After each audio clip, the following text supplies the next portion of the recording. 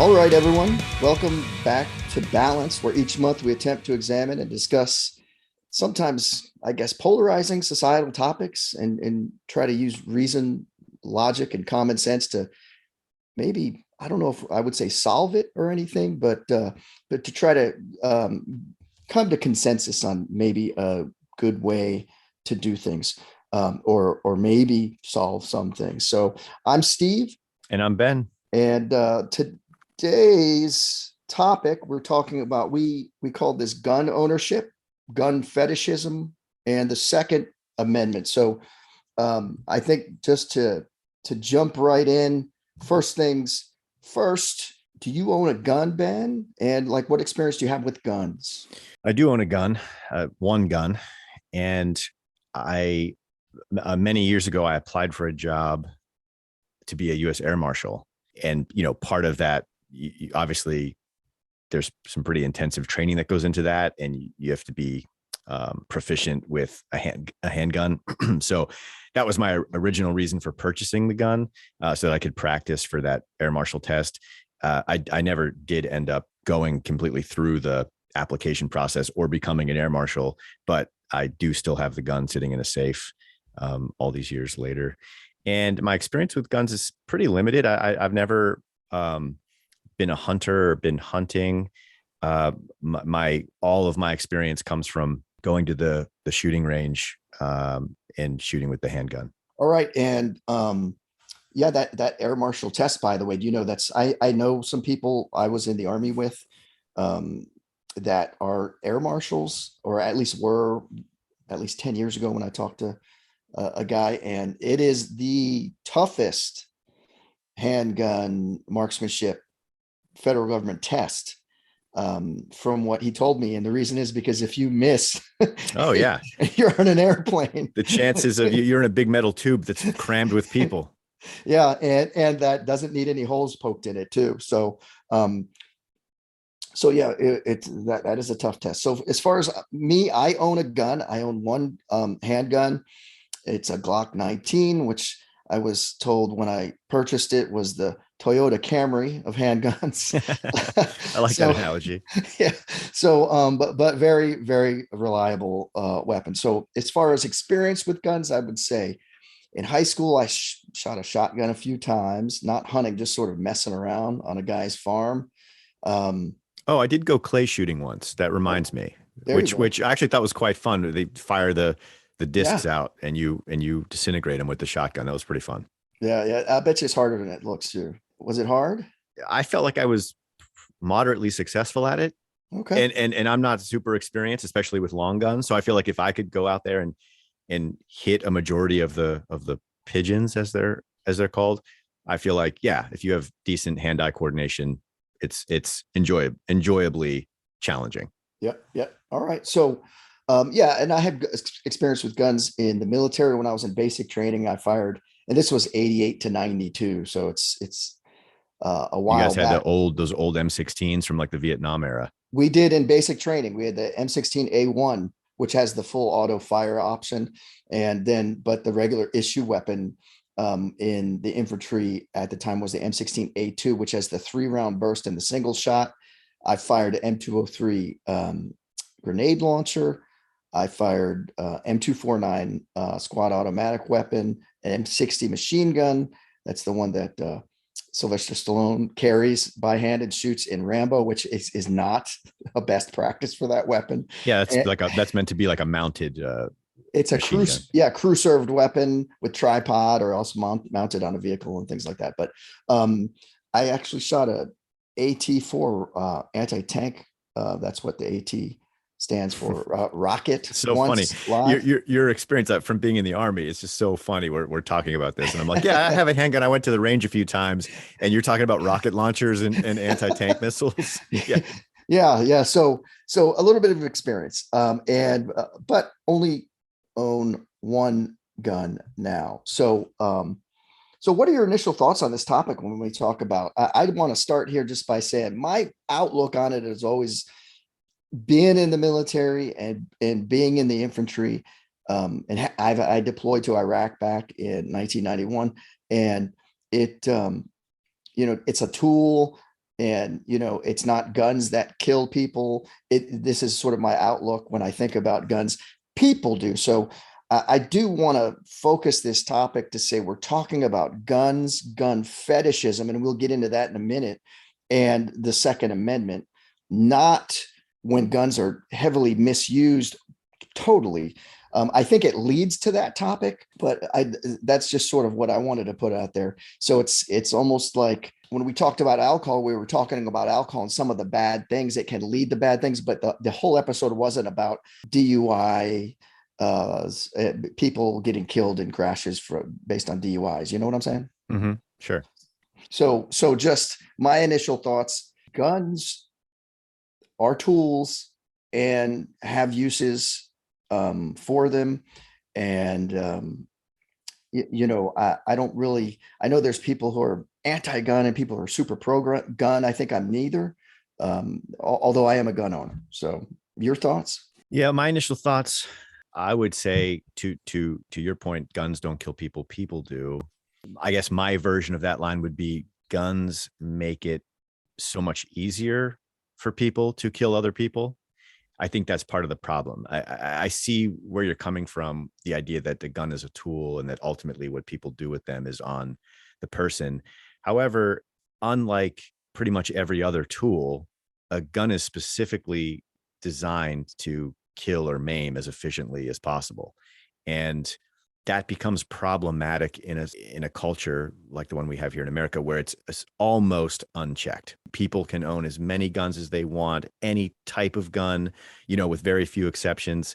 And I think that's, and I'm sure we'll get into this, but I think that's one of the reasons why, we have like more mass shootings here than in a lot of other places in the world. And it's certainly cause for concern. And I'm saying this also as a gun owner who watches the news on occasion and sees this being hotly debated. All right. So, when we talk about guns and we talk about just the laws surrounding them and everything, and these like rights and everything for guns, which is the first thing someone's going to bring up when someone says, hey, it's just sort of unchecked, like you just said. So the Second Amendment. So I just want to read the Second Amendment real quick, and we can discuss a little bit. A well-regulated militia being necessary to the security of a free state, the right of the people to keep and bear arms shall not be infringed. So that's it at a base. Now, I did a little research on this. And, for many years, many people believed, hey, the Second Amendment, this is really referring to firearms held for military purposes. It talks about a regulated militia. So we're talking armed forces, National Guard, Army Reserves. Or at least people with some degree of training and in organization. Yes.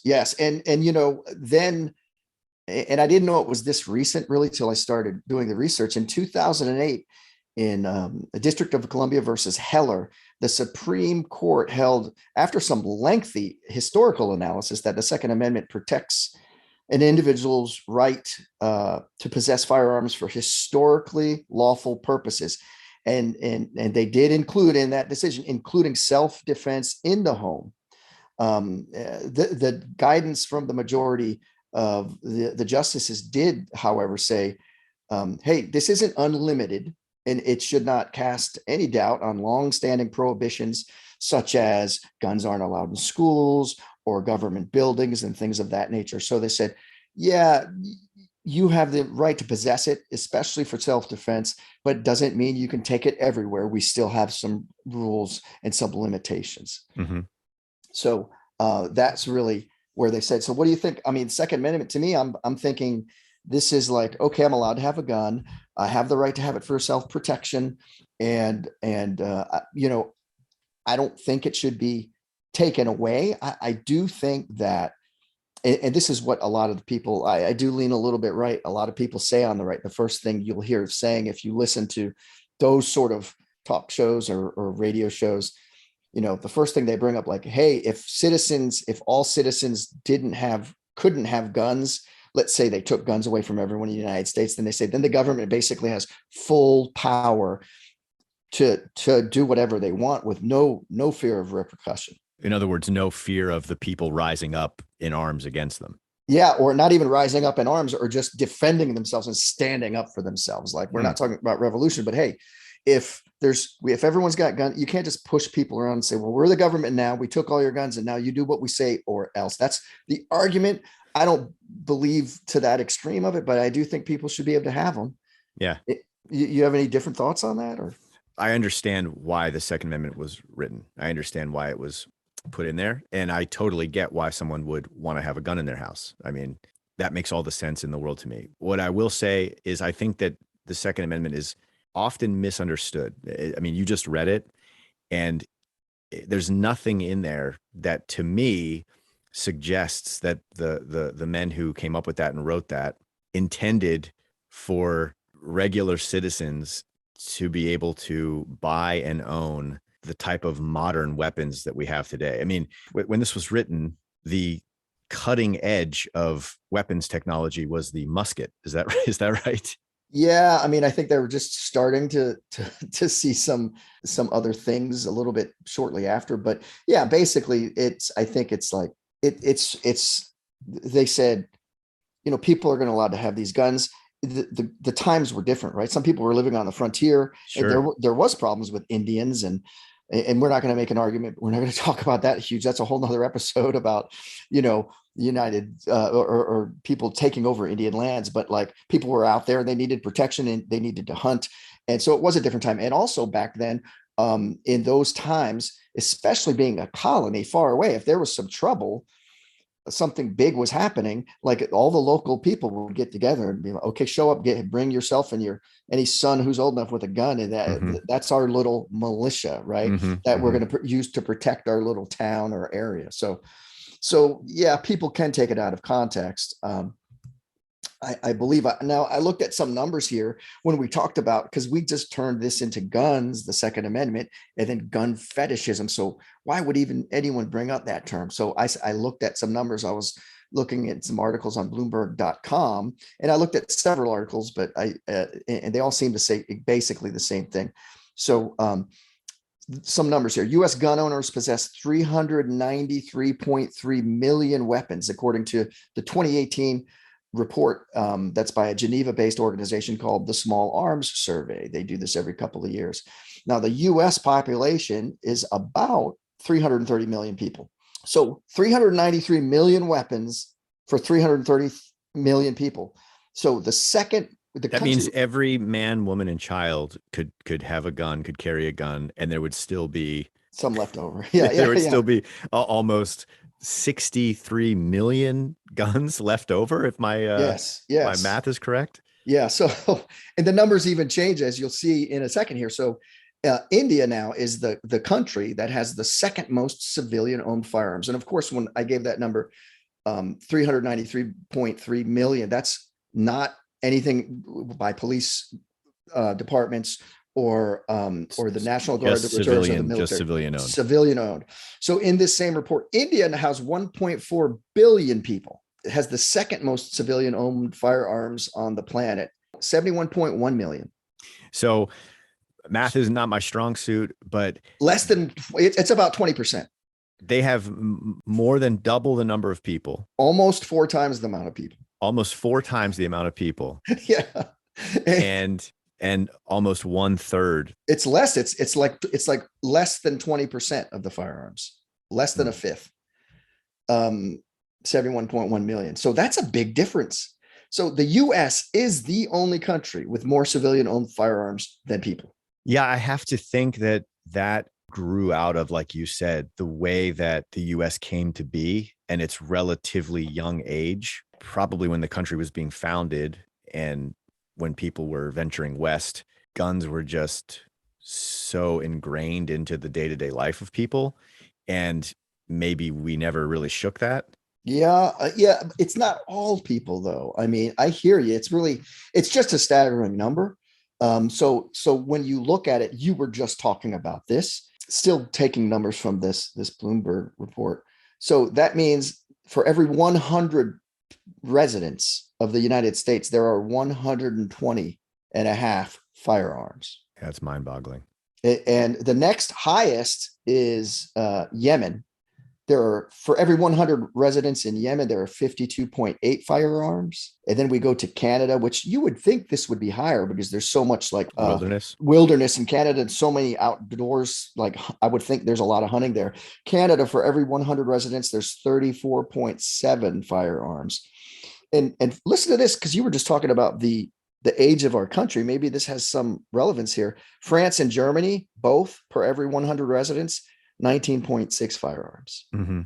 And then staggering number to me, Japan and Indonesia both have less than one firearm per every 100 residents. And I wonder if the correlation, I mean, Japan obviously has one of the longest and richest histories of any established country. It's like, it almost seems like the older the country, the older the culture, the fewer the guns, right? That's, it seems like you could take that from this. I don't know if there's, I don't know. I think why the difference though, it seems like that would be something I would point to. The other thing that is made absolutely clear from these numbers, which are, I mean, it's crazy to see them in black and white like this.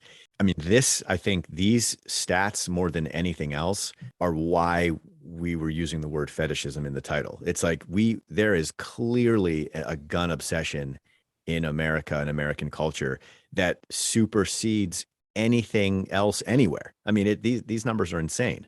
Yeah, it's through the roof. It really is incredible. So I think we can use the word fetishism. I guess you're right. So more numbers here.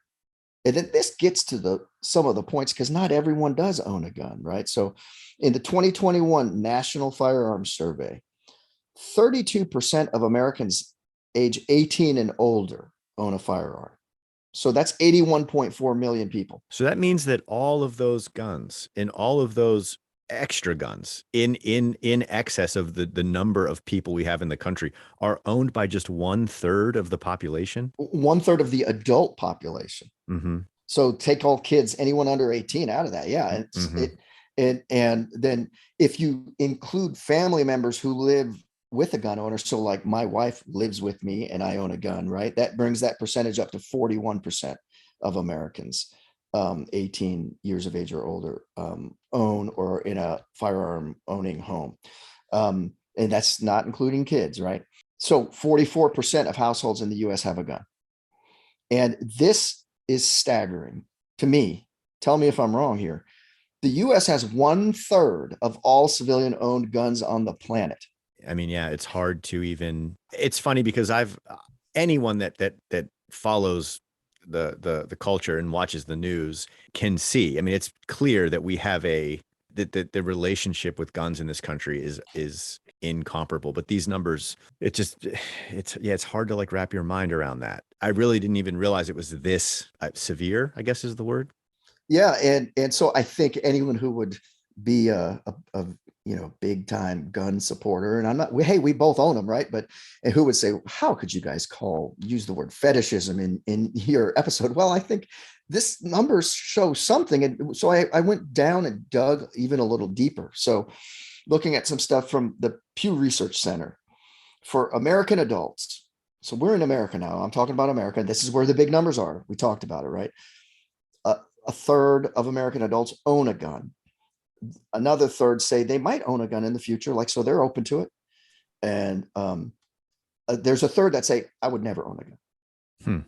So there are people who are like, nope, no gun for me. And they hey, that's their right too, right? So, but then the average US gun owner owns 5 firearms. And that's a really interesting stat, because I think you and I are outliers in that we only have a gun. I think probably once you're in that gun ownership space, I feel like most people probably own multiple guns. Yeah. And so look at that next number there. 22%, that's us, of US gun owners only own 1 firearm. So I don't know if we call it outliers, but we're at a bottom 5th, I guess, right? Mm-hmm. And if you think about that average number, 5 and the 22%, if the average, the 22% is included in that. So the average, that's like where it meets in the middle. So there's plenty of people who own way more than 5 guns. Sure. Way of course. More. I know some. Yeah. So do I. So still with the 2021 National Firearms Survey, or going back to that survey, of US gun owners, 82.7% of them have handguns, 68.8 have rifles, and 58.4 have shotguns. So that's just a little breakout what type. And obviously those numbers all add up to more than 100 because some people have a handgun and a rifle Mm-hmm. and a shotgun, et cetera, or just a shotgun and a rifle, et cetera. So that's those numbers. So that's how it breaks down. So it's really even brings that high number that we had in the US even up more because it's a third of American adults we're talking about. And look at this is I said I want to learn about this now. Gender 42.2% are females. The rest are males. Still with that 2021 National Firearms Survey. Since 2019, nearly half of first-time gun buyers are females. So that number 42.2 is going to, climb. They did 19,000 interviews, which is a pretty good sample size, and found that of these first-time female buyers, gun buyers, and they said, hey, COVID-19, the Me Too movement, unrest following George Floyd murder, all contributed to them making the decision to buy a gun.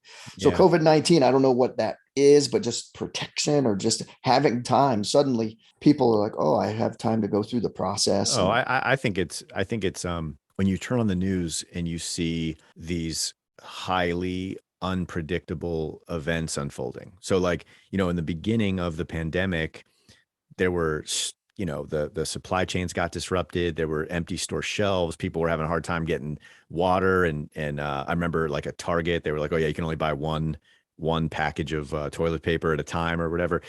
I think all of that factors into it. I mean, it's easy to get the impression that like, oh man, like society's like unraveling in some ways. And, I think I get why a person would want to have a gun in their house. To me, that makes sense. I can understand that. Yeah. And I think about all the different movies we could go to, like the Mad Maxes or the Road Warrior. And people might be thinking these women first time say like, hey, if things really go sideways here, as of course the news media was happy to have conjecture that COVID was going to be 20 times worse than it was and really scare people, then people are like, hey, I haven't stuff, food, toilet paper, whatever. I don't want people coming and taking my stuff either. So maybe I should be able to protect myself. So, I mean, well, that connects to another thing.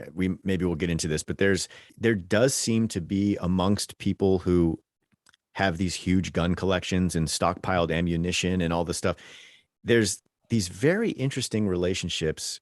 And again, maybe you have this in some of the slides, we'll talk about it, but I see like the relationship to the gun obsession is deeply connected to right-wing politics, to ideas of patriotism, and to what I would describe almost as a fantasy of like an end time. Yeah. It's almost like a prepper, like on some level, they want society to collapse because they're prepared for it. I'm not saying everyone that owns a gun. I'm just saying guns are a part of this a mentality that I've seen. I've heard people talk about. I've witnessed it. It's all intertwined. Yeah, no, and it's interesting because I know someone, this was some years ago, someone that I know who has a lot of guns, like had a post on social media, like on a Facebook post when I was on Facebook, and it was like a picture of them with one of their guns, right? And like, or a picture of like their collection of guns and a bunch of boxes of ammo. And it was like, when shit really hits the fan, I'm going to be a warlord type of like, it's like, no, you're not, you're not like a big manager or leader now, just because, but you think you're going to have these guns and you're like, hey, I'm going to be the guy that everybody's coming to for protection. And like, well, maybe, I mean, but life is not like the movies. Let's just leave it at that, I think. But I think there's some truth to that. Like you said, people say, hey, if it happens, I'm going to be prepared. And maybe that's comforting to people. I'm sure it is. So, yeah. So we looked at gender, and I said, well, let's look at race. Still the 2021 National Firearms Survey did a lot of work. So the population, the percentage of each population that owns a firearm. So it's 34.3% of white adults who own a gun, 28.3% of Hispanic adults, 25.4% of African American adults and 19.4% of Asian adults. So about a fifth in Asian. So um, I don't know what you take from this, and I will say this too. Of course, the National Firearms Survey is talking about, from records legally purchased. If you look at that, remember we talked about Japan and the older culture, maybe? I don't know. Does that reflect? Because this is of Americans, Mm-hmm.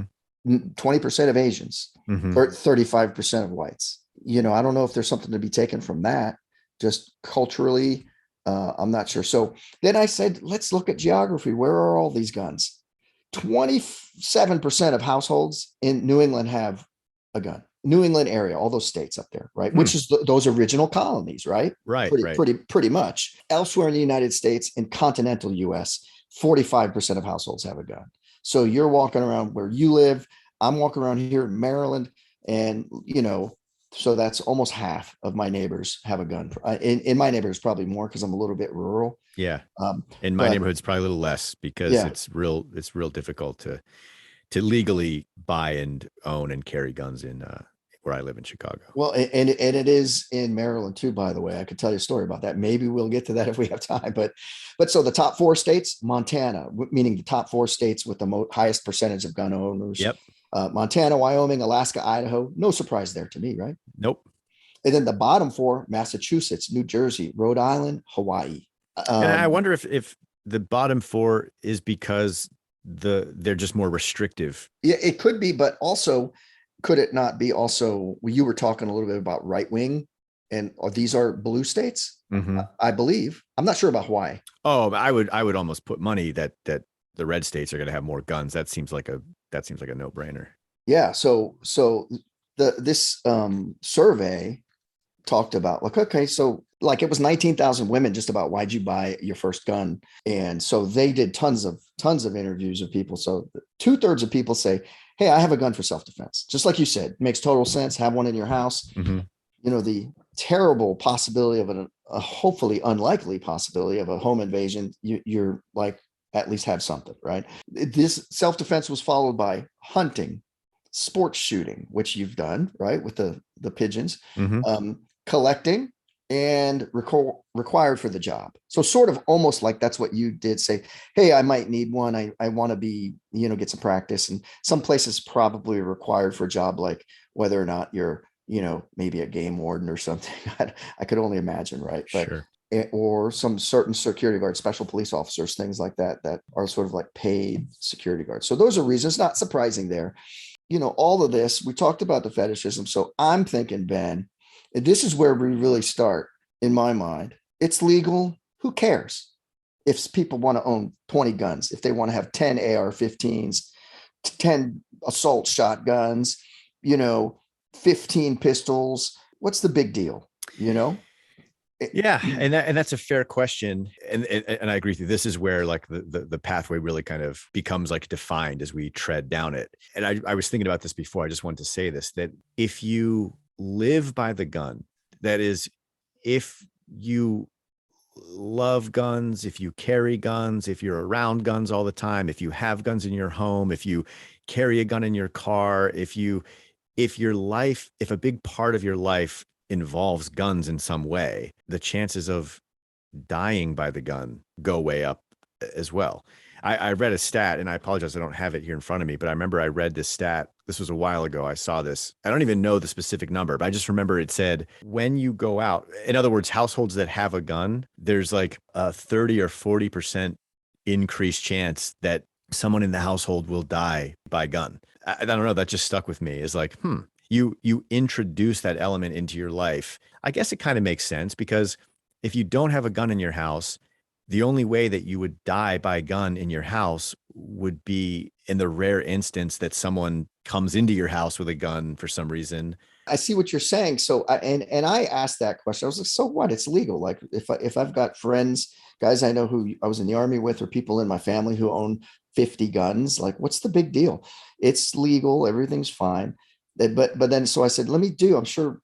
What does the research say about it? And I found a study conducted by the Harvard Injury Control Research Center. at harvard.edu.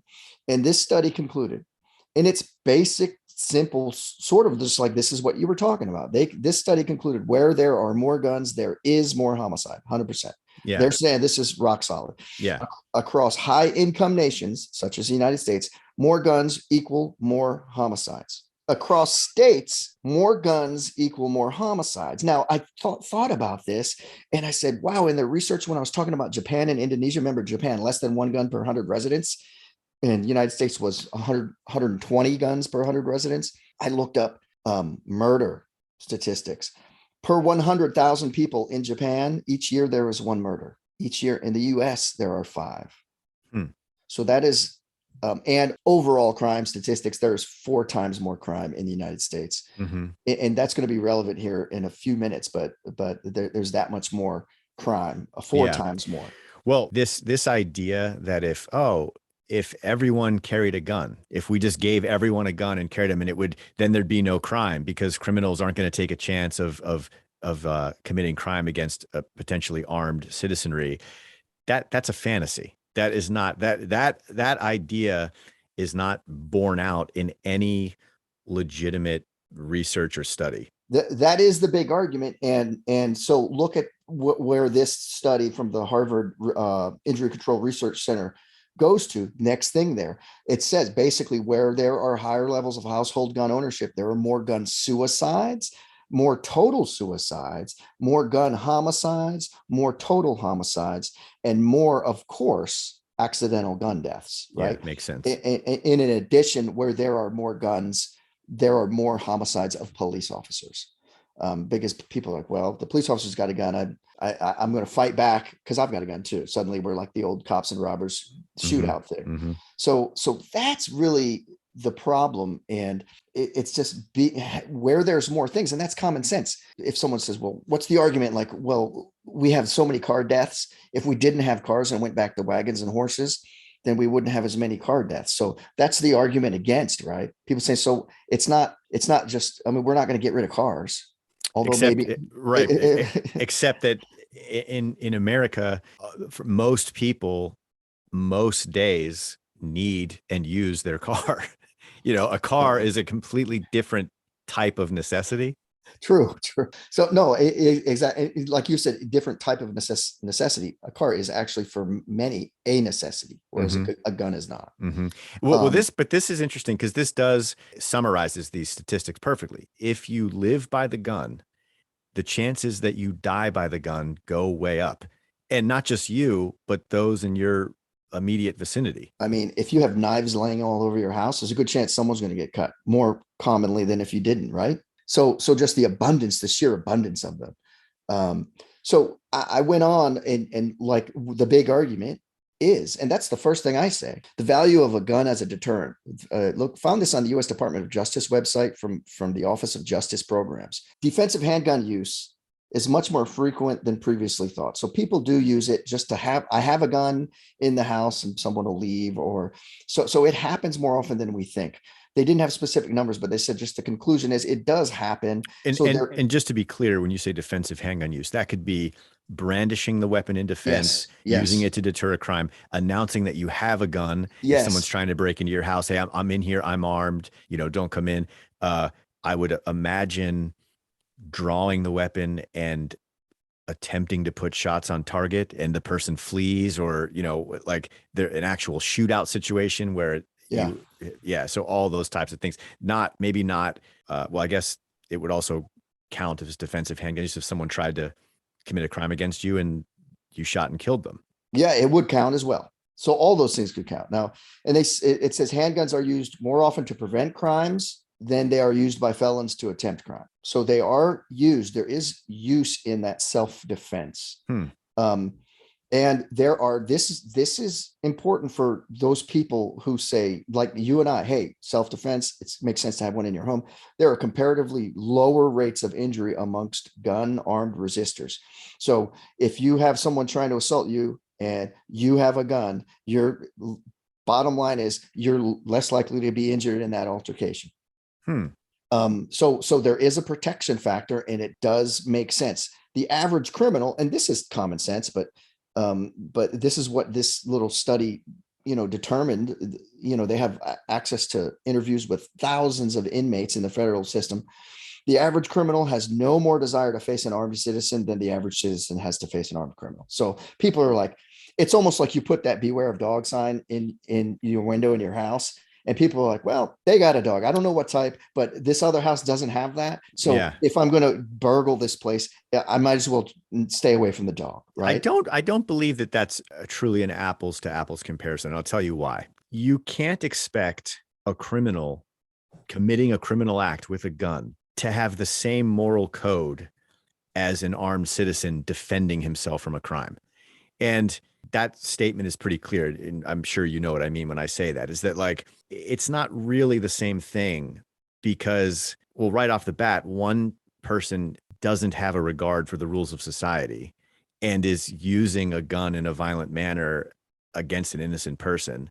And the other person, a citizen defending themselves with a gun, likely does try to exist within the rules of society and maybe is less inclined to commit violence against another human being, less inclined to actually use the gun. Does that make sense? Yeah, it makes sense. And I guess what they're saying here is just think about like low hanging fruit. Like, of course, a citizen with a gun. Like, I'm thinking if someone came in here trying to break in my house and he's got like a pipe that he broke the window in and jumped in the window, and I've got a gun, I'm like, okay, I'd rather have that than a guy with a gun. Sure. And I think in the criminal, they're like, hey, low hanging fruit would be I don't have to get in a shootout or possibly get shot and killed. Mhm. So yes, I'm breaking the law, but I'm going to take the path of least resistance still. Mhm. So I think that's sort of what it's saying, but I get what you're saying. So, but this all being said, the big thing here, and I bolded this, is the value of deterrent.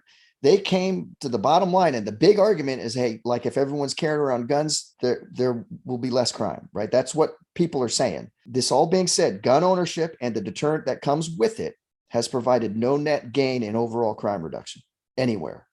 Mhm. This is what the study determined. So yes, armed resistors of crimes have been less injured, but overall, the idea from this study, they're saying, yeah, if everyone has a gun, no one's going to do anything wrong because everyone's scared that everyone else, is armed. That's just not true. There's no net gain in overall crime reduction. Yeah.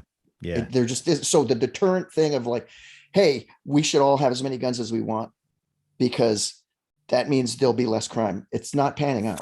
I mean, yeah, maybe in a world where everyone open carries, so you can tell just by looking, oh, this guy's armed, not going to rob him. Oh, this lady's armed, not going to try to carjack her. Or everyone wears a shirt that says armed on it, so you kind of, without that, you're just rolling the dice every time. Yeah, and we don't even know it. The numbers haven't shown. Would that help? Who knows if everyone wore the shirt or was open carried right out where you could see it? Would it? I don't know, because anywhere, some of the places overall, this is the U.S. Department of Justice. They're looking at it at all states. Yeah, and there's basically open carry laws in certain states, from my understanding. Well, so to summarize, because we're talking a lot of information and stats here, but for the listeners, bottom line is the more guns, the more crime. That's basically here's the more guns, the more homicides. So, and the more guns doesn't equal less crime. Because, you could say, well, yeah, of course there's more homicides because there's more guns, but overall those lower level crimes, there'll be less of them because people was like, hey, I don't want to get shot, but that's just not panning out. Yeah. That's just not panning out. Yeah. The data doesn't show that. Yeah, it doesn't show that. So, but again, as you say, correlation is not causation, right? From those studies, the Harvard, the U.S. Department of Justice, more guns did not equal less overall crime, but also fewer guns did not equal less overall crime either between states. Mm-hmm. So the amount of crime, the number of crimes committed, is decoupled from the number of guns that are afloat in a society. Yes. In the US. Right. And of course the nature of those crimes changes, the outcomes change. Sure. But the amount of crime. Yeah. Gotcha. Yeah. Where there's a state where everyone has tons and tons of guns and there's just the same amount of crime as a state where people don't have a lot of guns, there's more people dying from gunshots in that state, but there's not less crime. So the main argument for gun ownership, really, for these people, unlimited gun ownership, the far extreme people who are fighting, that you see, and yes, that's basically many people on the right side of politics.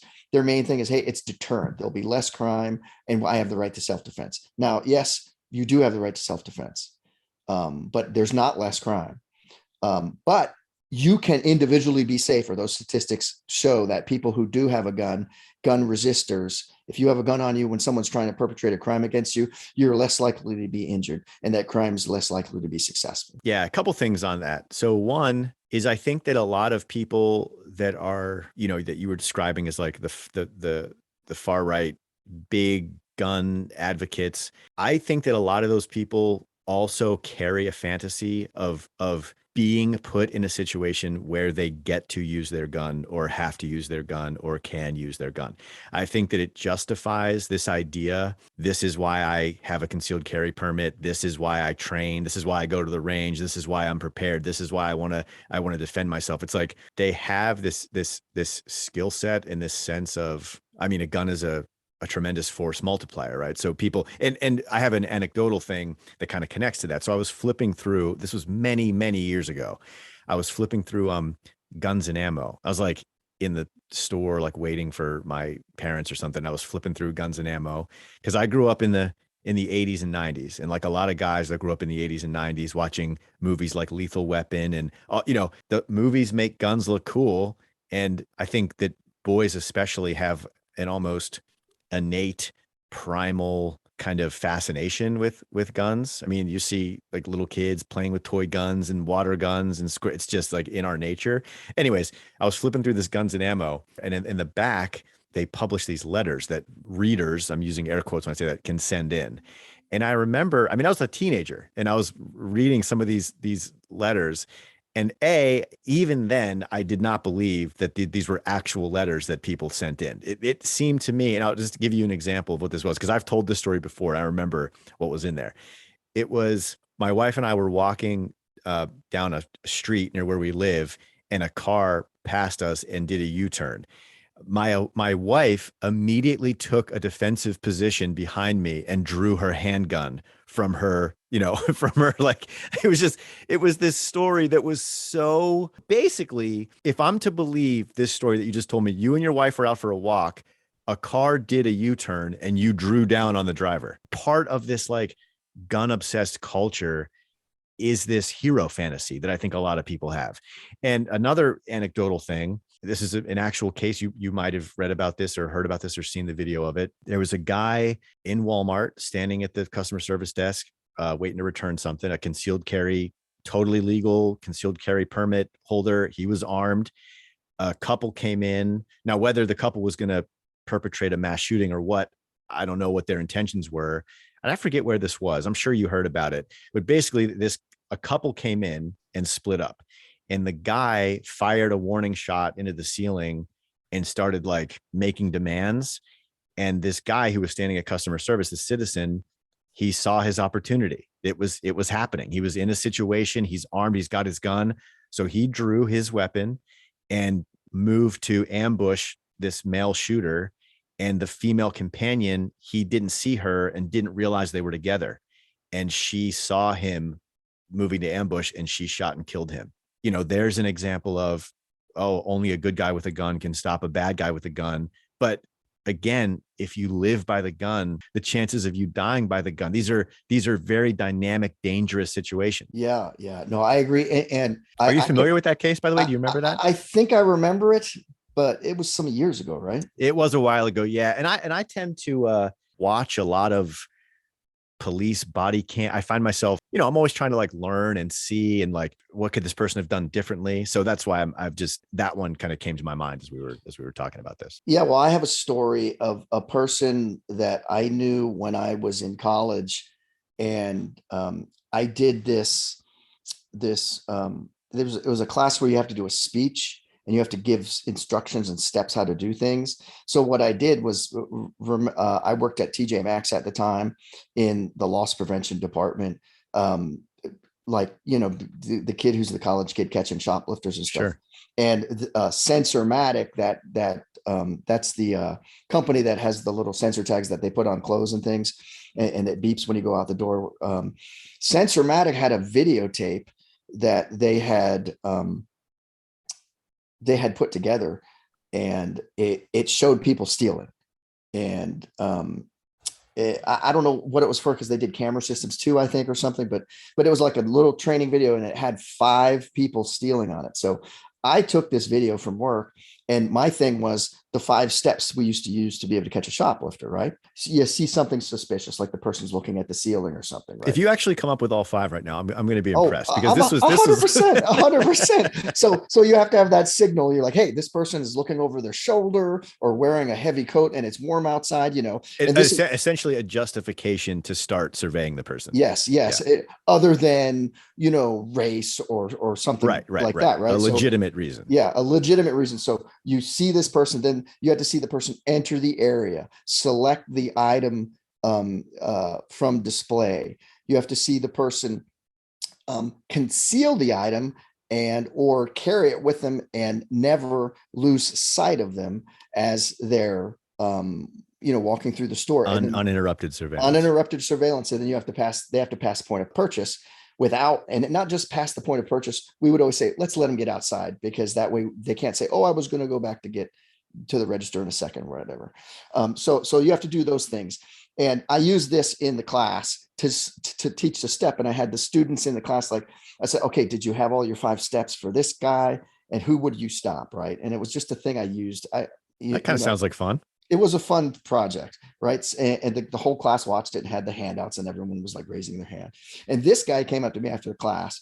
Of course, I'm not going to use his name. He was like, hey, that's really cool. And I ended up like referring him. So this guy got a job in loss prevention, because he was like, that's just so cool. What do you do? Talk to me about it. He was like between classes. He loved it. He thought it was cool. And then the next time I saw him, I was somewhere. Oh, I thought you were going to say I was shoplifting and he came out and no, not at all. Not at all. The next time I saw him, I was in a mall in Virginia for some reason. I forget why I was there, and I was by myself doing something. I saw him in the food court. I was going to get something. I was like waiting in line for food, and he was like, hey, what's up?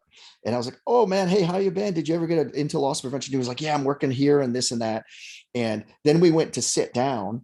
We both were going to just chat, because we both got our lunch, and we sat down at a table, and he had like some khakis and a Oxford shirt and a blazer on. Right. So he takes his blazer off to put on the back of the chair, and he's got a firearm in the holster. The one that's like on the side. Wait.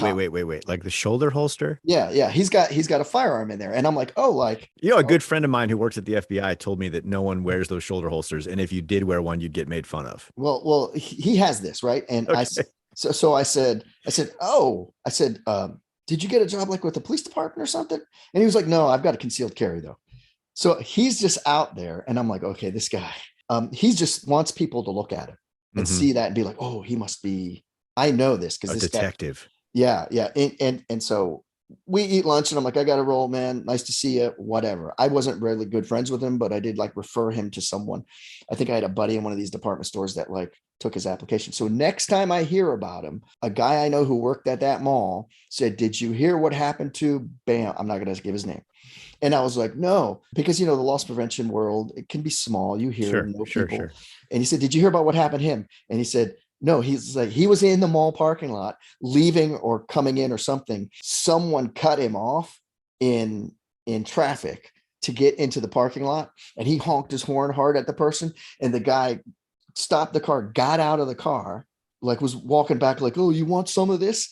And so this guy gets out of the car, pulls, because he's got his shoulder holster, his concealed carry, pulls his weapon, draws down on the guy, and is like, get down, puts the guy in his stomach. And he's got handcuffs from being a loss prevention guy, and comes up and starts cuffing him. Living out his cop fantasy. Yeah. And then a cop pulls up and gets out and like helps him finish cuffing this guy. And he was like, okay. So, assuming that he's a detective or something, right? Yeah. And then at the end of the day, he's like, okay, so what's going on here? And he starts saying, well, he cut me off, and I honked the horn, and he got out. And then, so I drew down and was cuffed, and he was like, who are you? And he was like, oh, I work at Macy's. Yeah.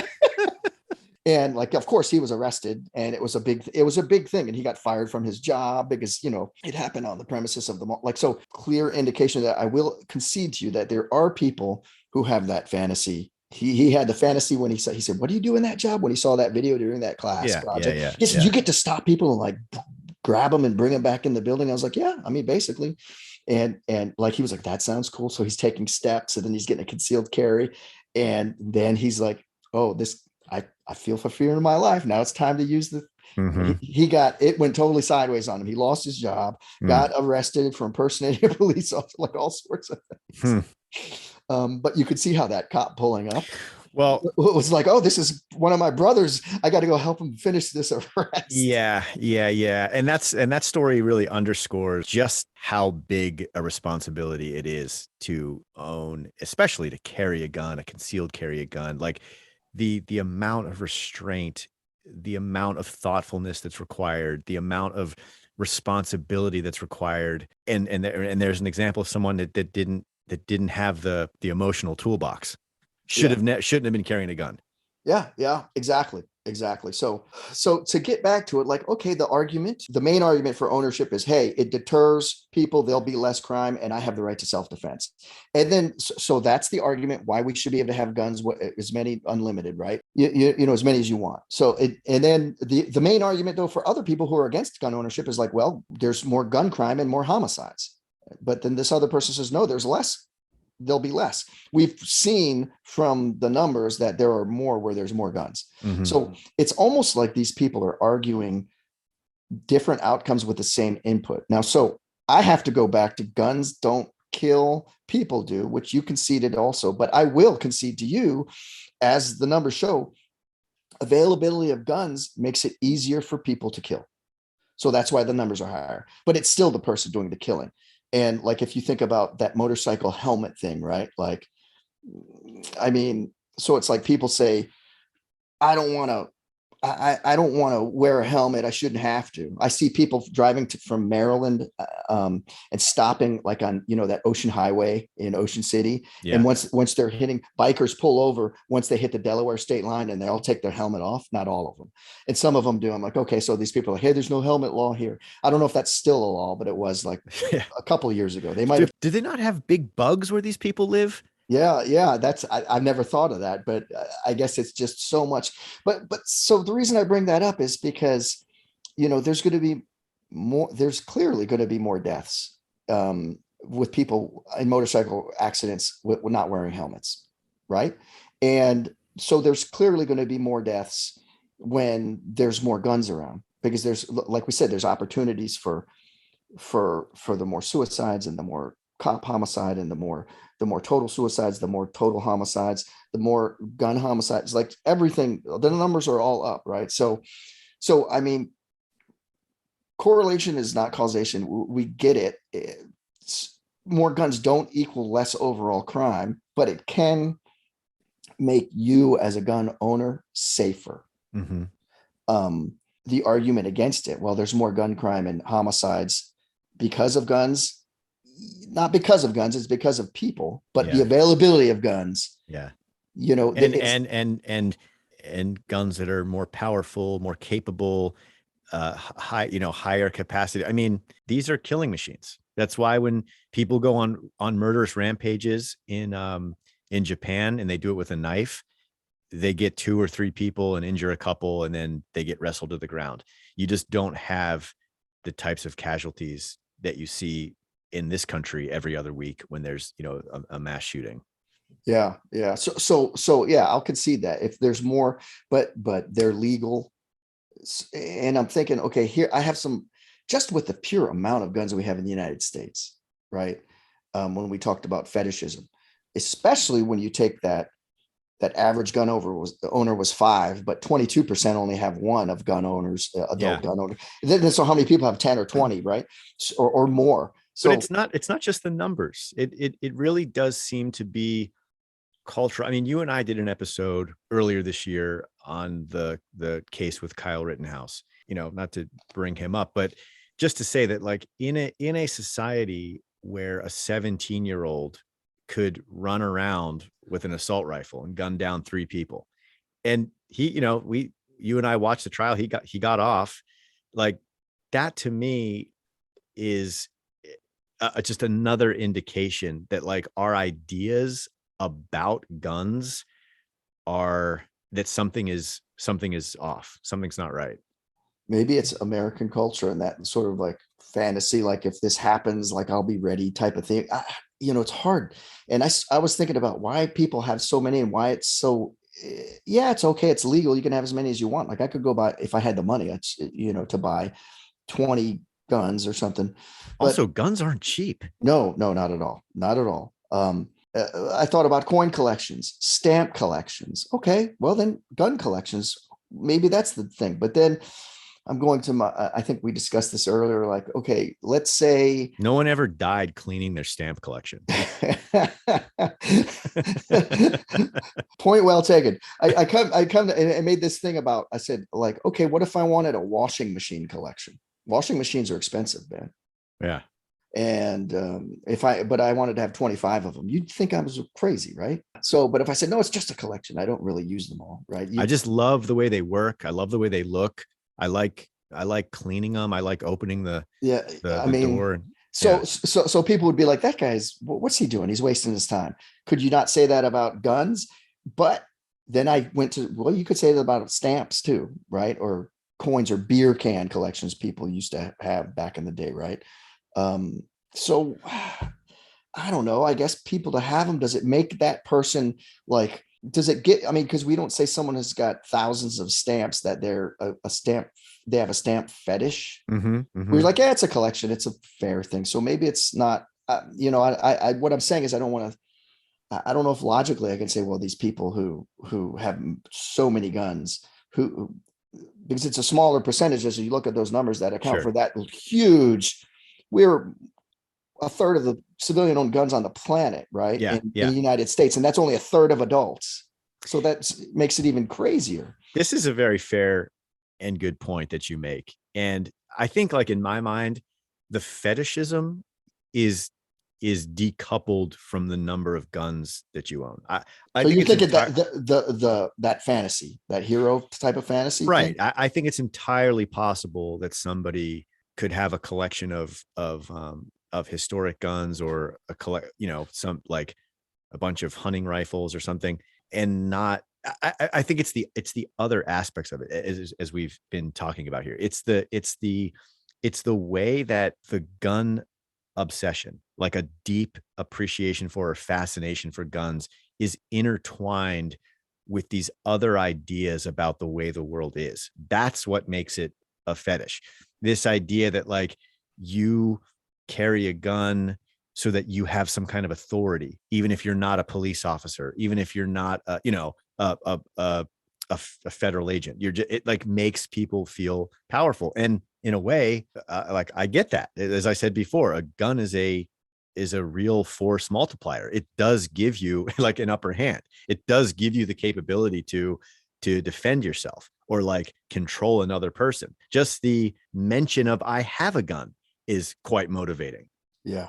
Yeah, no, absolutely. I started thinking about friends of mine. I know some guys I went into the Army with, and I actually know one person that's both. So this person has tons of guns, and this person also came into the Army, got one tattoo in basic training or right after basic training before we went to airborne school. And then by the time he got out of 3-year tour in the Army, he had full sleeves. Mm-hmm.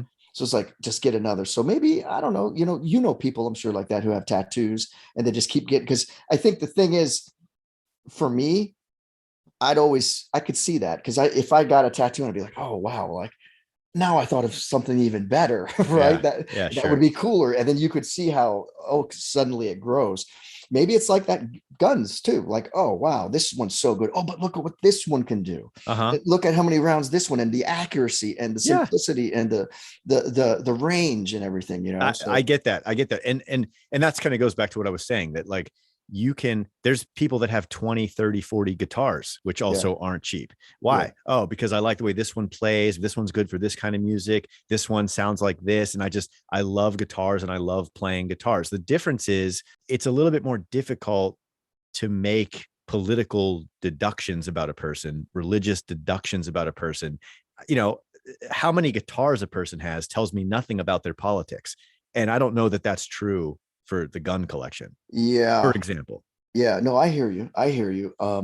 You know, Maybe someone would say, like, yeah, well, someone that has a lot of tattoos probably leans left.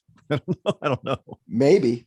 I don't know. I would beg to differ with that because some of the guys in the military I know who are these right leaning, very patriotic, like, Yeah, yeah. and they have a, so I think there's two sides to that, but does it make, this is what you just talked about. Is it just people feel more powerful and safer to own an average of 5 firearms? People just like, hey, I'm safer. I got my stuff is, I'm, we're the hatches, we're batting down the hatches here. Come try it. In my house, you're not going to be Yeah, I don't know lucky. about that because you can only shoot one at a time.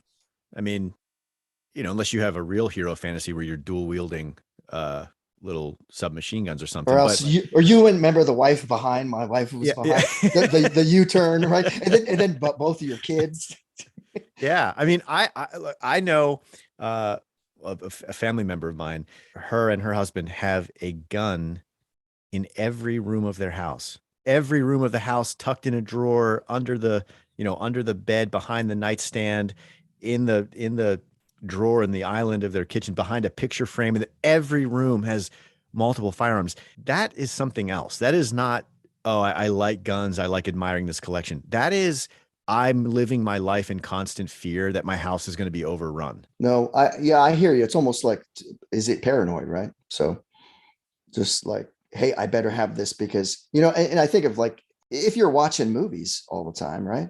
Every movie's got that exciting, not every movie, but there's such a big theme in our movies is this one guy gets, his family gets taken away, or he gets beat up, or and then Sure. he's got to come back and fight the odds, and he's got to have he's got his guns, he comes guns a-blazing and gets revenge, and the right person wins at the end. So people just thinking, hey, that all that bad stuff I see, it's very common, and it's really not as common as we think, depending on where you live and what environment you place yourself in on your day-to-day life. But Here's two things I'll say. One is, to that point, one is, a gun is not the kind of thing, definitely better to have one and not need it. By all means, have one in a safe, have one, locked up. Better to be in that situation than in one where someone's smashing in your window and trying to climb in your house and you don't have one. yeah, yeah. And especially since we showed those numbers, it says less likely to be injured, less likely once you announce you have it, or even if you don't brandish it, you announce it. Like if someone's breaking in that window and you're like, hey, we've got a gun in here, you better get out now, and we're calling 911, that person's probably going to turn Yeah. off, right? Yeah. And then the other thing is, and this is a question for you, I'm curious, like, I know there are people who have their concealed carry permits and don't leave home without a gun on their hip.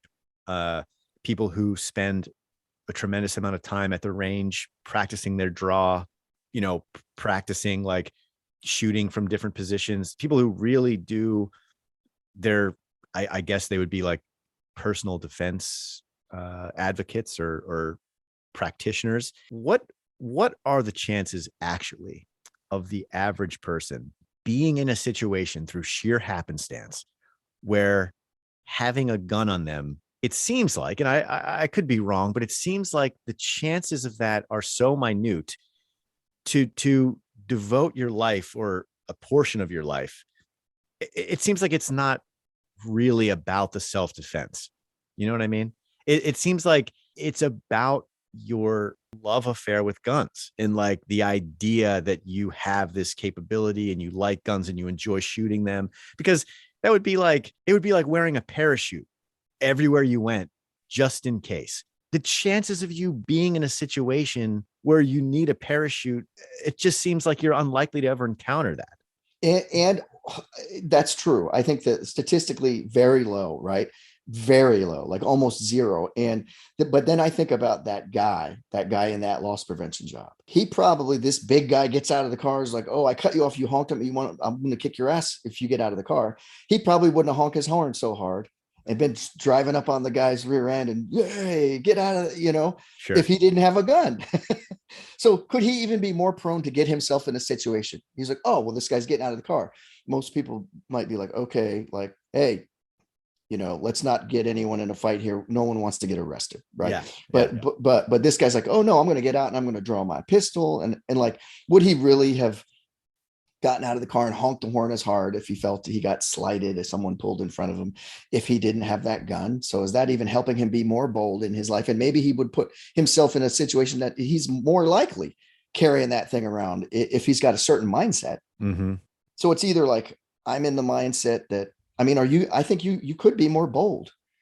If Oh, you 100%. This connects back to this idea of your level of responsibility, emotional maturity. I mean, Yeah. there's no way that, and I don't think we talked about this specific number, that the number of people, now we looked at how many people own guns, how many of those people have a concealed carry permit and carry a firearm on a regular basis. That number is way, way higher than the people who are emotionally qualified to carry, I'm sure. Well, yeah, and look at the example of that guy I told the story of. So, and you know what? It's tough though. I do want to jump onto this because, might I own more guns? Might I be? I could be. I don't want to come across like I'm just the guy who's all level-headed and I have one and that's all I need or whatever. But Oh, the reason I don't own more is because you know how hard it is to get them yeah, where I live, it's really difficult. in Maryland. I had always thought I should have a handgun in the house, not because I'm like, think they're all, exciting or special, but because for self-protection. For years, I've thought that. And I had younger kids, and Brittany was like, well, maybe not, because you got to be really careful, and they're boys. But they're older now. And so um, I was like, this was like the during the shutdown for COVID. I was like, okay, the boys are in college. Oh, so And you just recently yeah, got this yeah, gun within the no, last couple of years. yeah. And so I was like, you know what? I've been talking about this for a while and always thinking, because I do have that. What if the worst case scenario, something happens, and someone comes in this house? Sure. Now I've got a bat, right? Like maybe I should. And I thought I really should. So I live in Maryland.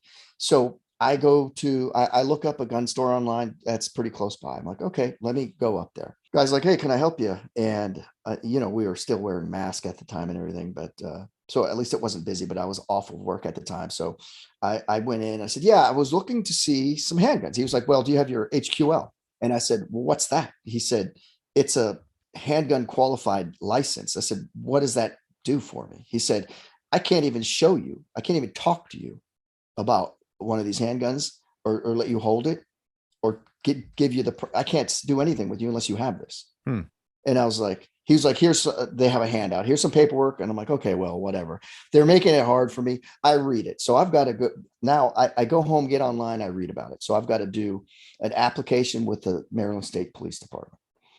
I have to get training, like a week of training. And then I have to go somewhere, find some place that does fingerprints for me, pay for fingerprints to be sent to the national FBI database to check to see if I'm some sort of bad guy. So this is a long, tedious process, as you can imagine would be. What was the week of training? Actual hands-on training? Now I read in the website, and there was a waiver. You could get a waiver. I think it's like 24 hours of training. So maybe it's like 3 days or something, but you can get a waiver if you've been in the military. So I had to scan my DD 214, which is your paperwork you get when you leave the military, and send it. So they're like, okay, this person's been through basic weapons training. I think it's basic safety training. So, yeah. So I didn't have to go through it, but I had to scan it. It's got to be verified. They have to send it off, and then they give you an email back a week later. Oh, we accepted your thing that you have this waiver. So it takes like a month. And then they're like, okay, you're finally approved. So we're going to mail it to you. So it takes like 2 more weeks to get the mail. It's a card that looks like a driver's license, but without my picture, that's got my information. And I'm like, okay. So then I go into the store. So now it's like 6 weeks at least since I first said, you know what, I'm going to go and get this done. Then I've got this card, and the guy's like, do you have your HQ? I'm like, yep. And he's like, oh yeah, great. And he could show me the guns. And this is the guy at this time. This is a different guy, same store though. And he's like, I said, I'm looking for a handgun. And he said, well, what type? I said, well, I just want something that's reliable. And he said, well, you could go with the Toyota Camry. I was like, excuse me. He said, Glock 19. I Uh-huh. said, yeah, that was one on my list of things I was looking at online, but your website said that they're out of stock. He said, oh no, our guy never updates that thing. He says, I've got 6 of them right here. And I was like, oh, let's do it. Right. And he's like, right now? I'm like, yep, I'll take it. Like I'm not a hard sell. Right. I know Glock's a good product. So I go ahead and he's like, okay, you have to fill out this form. And I'm like, what's this for? He was like, well, they have to do a background check on you. And I'm like, well, I just, to get this HQL, I had to do a Yeah. background check. He goes, You got the state police barracks. That didn't do it. he said, I know, but you have to do another one, even though it's only been 6 weeks since you filled out the last one. I'm like, okay. I'm like, how long does that take? He's like, week or two. I'm like, okay. So I can buy it and purchase it. And, but they hold it for you. Right. Mm-hmm. And then Mm-hmm. so it comes back. And then when I get the paper, I have to print it out and bring it back in. I was like, I have my thing. And then he gets on the computer and checks. And so that was like 2 weeks. So now it's like we're Well, not to interrupt, but I would imagine that there's a few more hoops when you're buying a handgun versus a well, long it gun, is right? no, absolutely. Which this is for handguns in Maryland. Mm-hmm. So I get this thing, this other background check, and I bring it back, and he looks in the system with the number on it, and he's like, "Yep, you're good to go." And he was like, "Okay, do you have the barrel lock?" And I'm like, "What are we talking about here?" And he said, "Oh," he said, "the guy who sold you this, he was pretty new to us. I mean, he knows what he's doing, but he's new to us, and he moved in from like Virginia or something." And he was like, "You need to have a barrel lock to pick up this gun. You need to have a barrel lock so you can lock the barrel so you can take it home Mm-hmm. without it being able to be fired so it's locked." And Is I'm this like, just like a padlock with the long thing that goes through the barrel and through comes the out the barrel. Yeah, handle? yeah. And I'm like, okay, so how much are those? He was like, oh, they're like $20. I was like, okay, I'll take one. He was like, oh, we don't have any. And he was like, nobody has any. Huh. And he was like, you're gonna need to order one online. And I'm like, can you give me like and he's Wow, like, at this point, you're still, man. Yeah, I feel like, we're yeah, I'd 8 be like, weeks. all right, I'm good, man. I'm So, good. Thank you. yeah, but I already paid for it. Right. So I go home, I get online, and I've got the parameters. The guy gave me a sheet. And I looked up there's a law that you have to. So I get this. It's in a company in California has them in stock. California, that's all I can find. So I have to, pay for it. I'm hoping it's the right one. I'm pretty sure it is. And I get it and I order it, and it's like they don't have any options for quicker shipping, and it's like 14 days shipping. And I'm like, okay, whatever. So this is now we were at 6, we're 8, now we're at 10 weeks. I get this thing, and then we're back to work now, and I'm Right. working, Right. and so I can't always get there. So it's another week before I'm like, okay, I have time. I'm gonna go pick this thing up, right? So I go there and I have the barrel lock, and I even looked online. I said, well, I don't want to look like an idiot when I'm there. So he's gonna I saw how it works and how to put it in. So I'm like ready because I don't want to be like, well, how does this work? Oh, smart. Yeah, smart. And I just want to do it and get out of there because this has been such a, now we're at like 12 weeks. And so I go into the shop, and he was like, everything, he's got my information. I've got the receipt. He's got my name. Yep, here it is, buddy. And he gets it. And he's like, I was like, do you guys have ammo? And he was like, no. He was like, you have to buy it online. No one has it. And I was like, touche. So then he said, do you have the lock? And I hold up the bag and I start opening. He was like, oh no, you're good. I just had to show him that I had one. He didn't even make me put it on. Hmm. I just had to, I was like, yeah, it's right here. He was like, oh no, here, you can have it. Take it easy. Have a great day. So it's like, okay. So it was you check the box. Right. Right. You just have to have it. Ridiculous. So, and I was thought to myself, someone who is not as patient as me is just going to be like, F this, especially if they weren't in the military and had to go through 3 days of class. Sure. And guess what? That costs like $250. You have to register and make sure there's an opening for the next class. So we're getting to maybe part of the answer of why, like, it's such a pain in the ass that only truly committed people who are willing to jump through all those hoops, that's like, maybe that's why people end up with, you have to be a real enthusiast to go through all that. for handguns. But and you know what happened? The guy said that first day when he was like, I can't even shoot, you don't have your HQL. And I was like, what if I wanted to buy a AR-15? He was like, you can buy one right now. Mm-hmm. You just have to do a background check. It'll be you can, it'll take a week or two. But Well, that no doesn't seem, fingerprints, nothing. Like yeah. they're going to run me through a police background check like you do. It's a little bit of a disconnect there, it seems like. Yeah, it's a big disconnect. I almost felt like, wow, Maryland politicians did such a good job because it's a blue state, and they're like, hey, we want to make it hard for people. Because there's many people that I know that aren't as hard headed as me, and they'll just be like, oh, you know what? It's too much. Just forget it. Mm-hmm. Once they hear all that stuff. Mm-hmm. I don't know what I would have done had I not been in the military, and they said, oh, there's a waiver. You can, to get to 3 days training, that would have added. And then like classes are every, you go 3 Saturdays in a row for 3 weeks. It's $300, $250, $300 to pay for it. And let me schedule for that. Well, the classes are full till next October. And you're like, oh, okay, really? So you're right. You have to be committed for handgun. And I don't know how hard it is in other states, but the fact that it's so easy, then I could have just gotten an AR-15 in 2 weeks. It doesn't make sense, right? Mm-hmm. So that's my side story about it.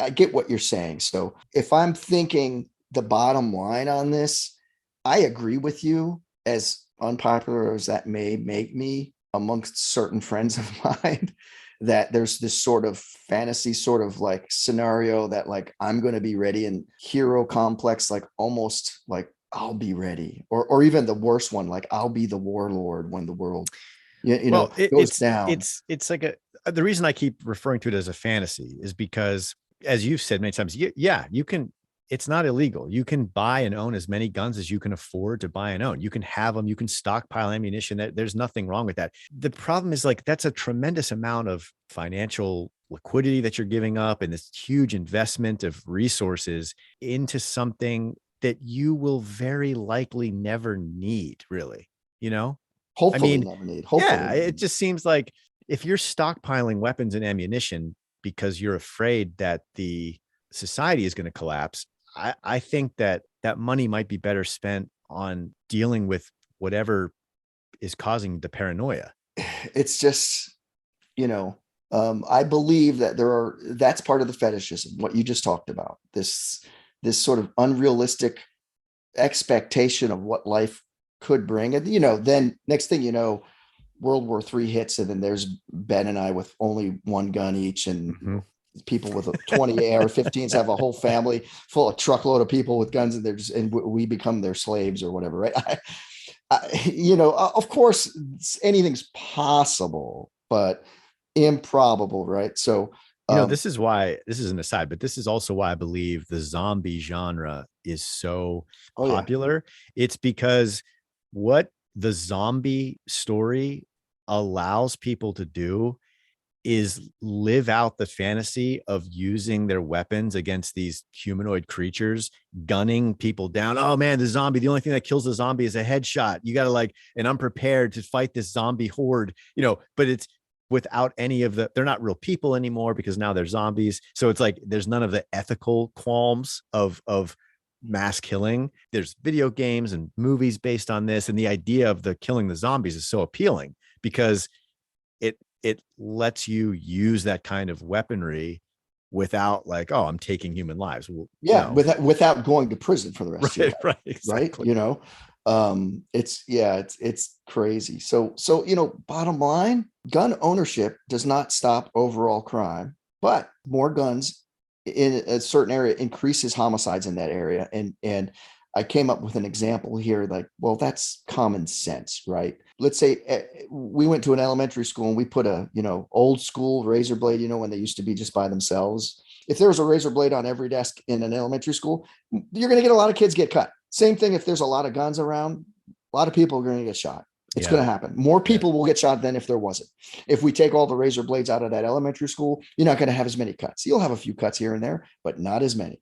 There's no way to argue against it.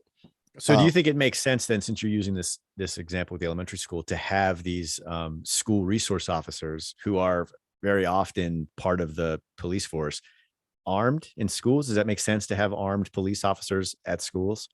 I think it does. I know the police officer lives on my street in Clarksburg High School. That's where my sons went to high school. And it was a case where a kid was found with some guns. There's some tip or something in his backpack, and it was like someone reported it. He's got a gun, and the police officer, who's the resource officer, armed, uniformed police officer for that high school. He went.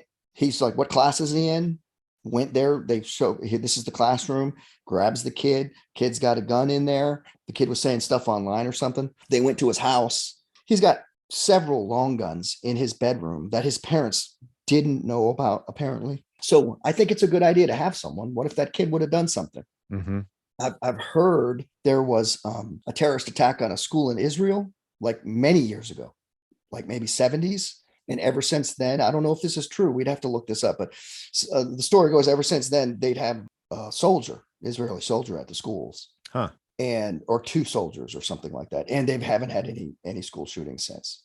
And you could imagine it was like a terrorist related thing. Yeah. Yeah. So That's interesting. I wonder if that would solve the school shooting epidemic we're having in this country if they put two National Guardsmen with M16s at the door of every school in America. Is that what it would take? yeah, I think it could, and I think it could work. And I would say this though, we're not ready for that because people would complain.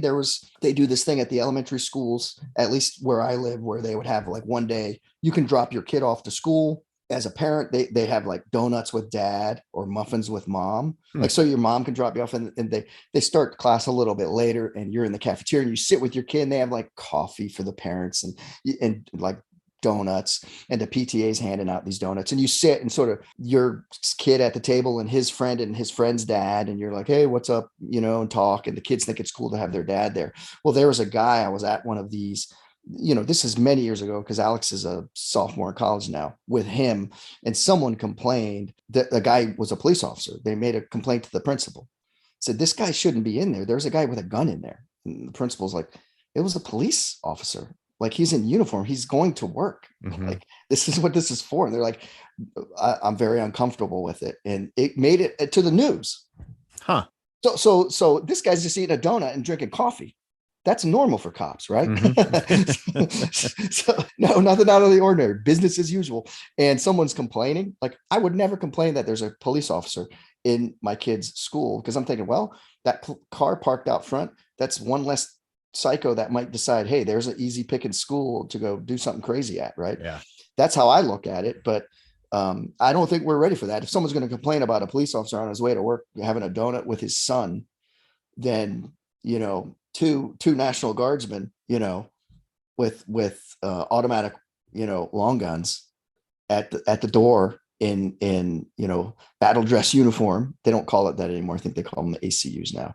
It was BDUs when I was in. I don't think people are ready for that, but I think it definitely would stop things. I go back to guns don't kill people. People do. And I believe law-abiding people who are mentally stable, that's a whole different conversation we could have, and are civil people possibly can be safer owning a gun, like the numbers have shown. Mm-hmm. Less injuries, less crime against them. And so I go back to one of my mantras you hear me say all the time, Ben: all things in moderation. Mm-hmm. Own a gun if you like, but properly secure it and the ammunition. And always remember and realize it is a very dangerous tool. Yeah. My final thought would be a bit more macro. And I would say there's too many guns in our society. We're awash in firearms, and it's not the Wild West anymore. We are not in the American colonies. I think it's the hallmark of an evolved society when you don't have gun violence and mass shootings and shootouts on the streets in broad daylight. And, I just think that the fewer guns, the better. I'm not saying people shouldn't be able to own them. I think there's validity to the idea that, like, oh, if you make guns harder to get, then only criminals will have guns. Yeah, that makes sense to me. That's probably true. But overall, there's too many guns. There's just too many guns. There does not need to be that many people killing devices in the world. Of course, it makes sense for cops to have guns. I totally understand the citizenry wanting to own and keep firearms. I get that. But overall, and I think some of the numbers that we looked at or talked about here today kind of bear this out. There's just too many, and we're worse off as a society as a result. Yeah, agreed. And I would say that sort of makes us almost come together. Well, I said not in that way, but all things in moderation. Yeah. Right? Yeah. So, we haven't solved the problems of the world, but I think we talked about some things and made some common sense sort of arguments. Well, it's about time to sign off here. I'd say thanks so much for listening. If anyone has an idea for a topic you'd like to hear discussed on the podcast, drop us a line. We are at benstevebalancedpodcast@gmail.com. We would really love to hear from you. Balanced is produced by myself and Steve. Our music is by Four Giants. You can check out more of their stuff on Bandcamp. If you enjoyed this discussion and you'd like to hear more balanced conversations, hit subscribe or follow us. We'd really appreciate it. As always, this is Ben. And this is Steve. And we are balanced.